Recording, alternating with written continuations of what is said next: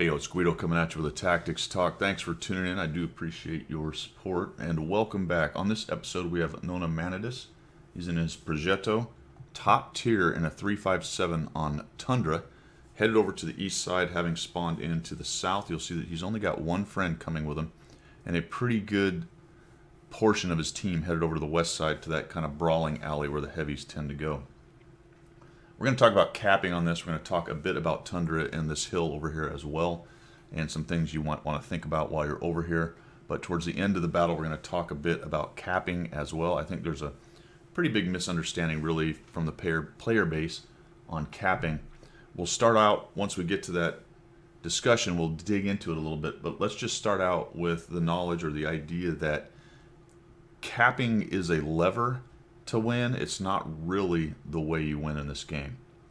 All right, it's a lever. It's some leverage you can use. The way you win is reducing the enemy's hit points either to 0 or to enough that you can then use that lever to win. We'll talk about that when we get there. So he's headed over here. He does need to be careful on this hill. There's only him and a 3485 kind of lagging the fight back there. It's easy to get overwhelmed up here, especially if multiple of those tier 6s get here and he has so little armor. The good news is the Progetto has pretty good mobility and it has a bit of a fear factor with that autoloader. People don't want to stand in and eat 3 shots right in a row. He can take down a lot of those tier 6s to 0 with one clip. So we'll come up here, get going, show you what he's doing with his view, and he's going to come right up here and he's looking, because he's fast, to try to get up to the top. He gets here first, and this is a good move. When you're fast and you can get somewhere like this first, you can kind of anchor down. Bounces, unfortunately. I have found that with this gun. He's not carrying any gold in here. So he's got regular rounds, 212 penetration. I found with this gun that it's a little bit wonky. It's one of those guns that has pretty good soft stats, or pretty good, sorry, not soft stats necessarily, but pretty good stats overall, but doesn't seem to perform at the level of the stats for whatever reason. So they've stuffed the T-20. The Cromwell has come over and joined, so he has a decent force up here, but he can tell right away that they haven't really invested heavily into the east side. They've got quite a few in the middle, which is a bit strange, and a lot of guys driving around down in the pit, which is extremely odd. An IS-6 and the M4A3E2, that's a mouthful, all the way over there on the west side. So far, no information on the Pershing, which is one of the other tier 8s. And then the artillery is the other tier 8 for each side. So he's finds some guys down in this pit. This is one of the advantages, obviously, of the high ground in nearly any game. The fact that you can shoot down and then come back, go hold down and protect yourself. You need to watch out on the Progetto. I'll be doing a review on it fairly soon. You do need to watch out for playing it as a hold down kind of sniper like that. Just realize that your turret is absolutely pathetic armor wise, so you're just not going to get any bounces off of it. So while the depression's nice and the capability is there as far as the maneuver, if you're thinking like a Pershing kind of idea where I can probably have a reasonable expectation of bouncing something when I poke my turret over, that's just not going to happen. Even the mantlet is pretty weak on this tank. Okay, we can see that there's a big fight going on over on the west side. Guys have filtered down through the middle there. There's a few over on the other side. Looks like the 34, the Tiger 1. Looks like his team's in really good shape over there, actually. Look at the 4-1. They're ahead. Takes a hit from this Achilles, puts a hit on him. So things are actually looking pretty good. 5-4 all of a sudden, though. So now all of a sudden we're 5-4.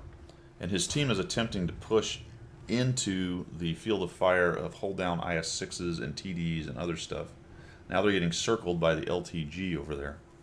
And we're still sitting on the hill. So this is something you've got to decide once you get this hill. All right, what am I going to do with it? It's one thing to grab it. Then it's the next question is what you're going to do with it. Unlike a lot of critical terrain in some of the maps, just grabbing this hill doesn't guarantee a win. You've got to maneuver from the hill and do something with it. If the enemy sits around out in the open and you can snipe them, that's fine. We've got a couple targets doing that. But the vast majority of the enemy team is over there on the west side, dominating and wiping out the rest of Nona's team. And all of a sudden it's 7-8. He sees the Pershing messing around, who has foolishly come up the middle. He dives off. Look where the Lorraine 155-51 is. Watch that guy a little bit as you're watching this game. Nice job going for the front sprocket. Does it again, just in case he tries to repair it. Gets 3 hits and backs off. I might have stayed in there. You were probably worrying about the artillery because you were spotted. That guy showed no awareness that you were there. Turret didn't even move. It was safer to move back, but you might have been able to get that last shot. Although I think that 30-45 took him down before you would have got it. And then the LTG is zinging across. Why the LTG did not sweep around that back corner, I don't know. But the Lorraine did a nice job of hiding from him somehow. And the LTG looks like he's coming back to this southeast corner to look for the artillery, who has dodged him. So you can see there, Lorraine's kind of moving around. We're going to find the LTG. This is one of the strengths of the Progetto, is its burst capability with those 3 rounds, 740 or so DPM. Not DPM, but alpha, I guess, or burst damage. Burst damage, that's what we're looking for. And holy cow, now we're down to a 11-12. There's a Comet up on the cap. There's an IS-6 in the middle, a Su 100M1 hanging out in the middle. The Cromwell's up on the hill, and that Lorraine is now positioned to get some shots. The enemy has a Hummel. A light tank like the Progetto, you do have to be careful about being seen and artied. So he's going to come over here and get a good shot on the Cromwell. Back up, try to get around this corner here to protect himself as much as he can from the artillery. Cromwell's on the hill. He comes back this way. All of a sudden, holy cow, there's somebody else on the cap. Now, this was an interesting decision. He didn't go back to the spot he was because there's probably an artillery looking right there. So this was not a bad decision to come around this way. And holy cow. All right, so let's just think about this for a minute. And the M1 is now lit, the 100M1. So we've got an IS-6 there and a 100M1 up on cap and an artillery. This is a bit of a dangerous situation. So let's see what he does. He puts 1 into the IS-6. He's going to eat a shot from that guy, who simply turns his turret, clicks, and hits him. And he's going to come up here and try to get to this 100M1, who gets the Cromwell, unfortunately. And 2 shots. So I'm a bit lucky that you got the pins, but you were looking uphill, and his hull was pointing down, so he really flat-plated that pretty good armor on the front of that thing. Waiting for reloads. I'd have been looking backwards while I drove right here, Nona.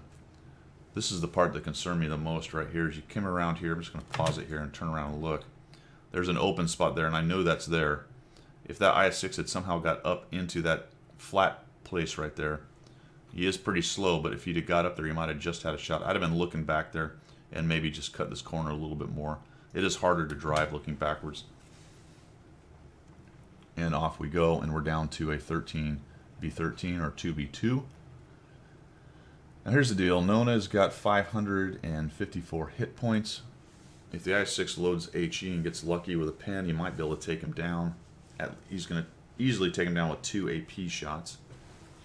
I'm not sure if a high roll will work there, but it's close. And I don't think it's quite enough at a 390 alpha. I'd have to do that math. But in any event, he doesn't have a whole lot of staying power. And he's got his 3 shells, but that IS-6 has more hit points than those 3 shells will take down.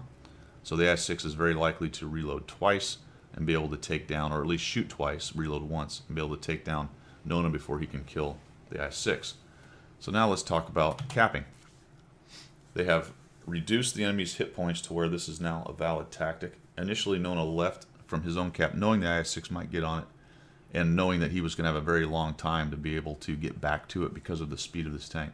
So he's going to take a sweep through the back of the enemy's area and see if he can't do what he's doing right here, which is find the Hummel. So he'll go ahead and aim in here. Rushes the shot a little bit and misses, and is lucky the Hummel is not able to get his shot off. And then he types in get on cap, and this is where we get to that point I talked about earlier, where they have reduced the enemy hit points such that they're able to now cap, to either get a cap win or to use that lever of the cap win to move that IS-6 off of his cap. At 36 seconds, there's plenty of time for the IS-6 to get there. He's going to realize that he's now being out-capped, and he's going to have to come off of his cap.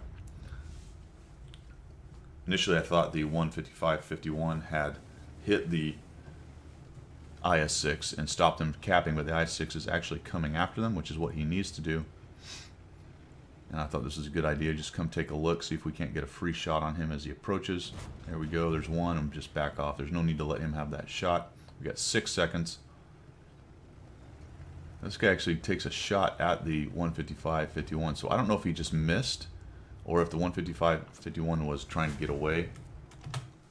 Let's see what he's doing back here. Yeah, see, he's just, that's not very smart of him sitting right there. I probably would have been behind the rock at that point. They could have double teamed him there.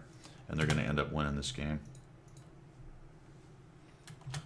Oops, here we go. And that's it. All right, so a good example end game of using the cap correctly when he knew there was not a very reasonable chance of getting a reset right away.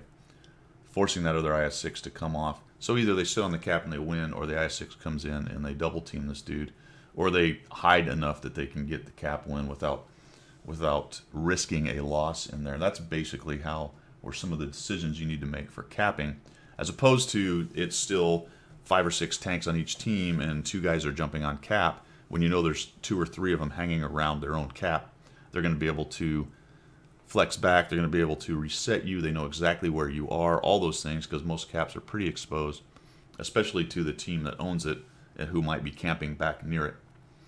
So a couple of considerations for capping. All right, guys, hope you liked what you saw there. Hope you enjoyed it. And if you did, make sure you subscribe to the channel, and we will see you.